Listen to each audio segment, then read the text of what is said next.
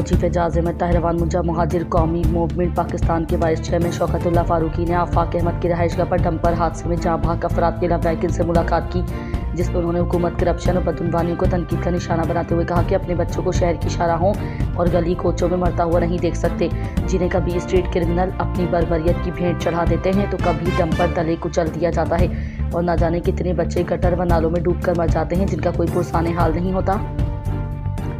उन्होंने कहा कि कराची के इलाके नीपा चौरंगी गुलशन इकबाल पर हालिया दिलखराश हानिया, जिसमें 3 साला बच्चा पुले मेन हॉल में गटर में गिरकर जहाँ भाग हुआ, न सिर्फ वालदैन का नाकाबिले तलाफी नुकसान है बल्कि ये पूरे शहर के लिए एक नोहा है। ये वाक़या चीख चीख कर कह रहा है कि कराची को हुक्मरानों ने यतीम, बेसहारा और लावारिस बना दिया है। उन्होंने कहा कि नीपा चौरंगी जैसे किसी वाक़े पर किसी भी फर्द या इदारे के खिलाफ ना तो कोई FIR काटी गई है और ना ही किसी मुतासरा शख्स के लवाकिन को माली मदद और इंसाफ मिला है, जिसके सबब हादसात बिला तसलसल जूं के तू जारी हैं।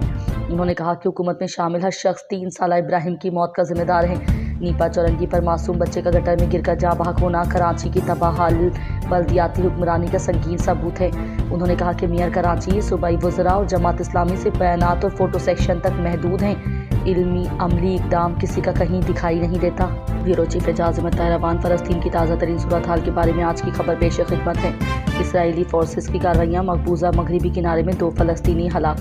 हमास ने पीर की शब जारी बयान में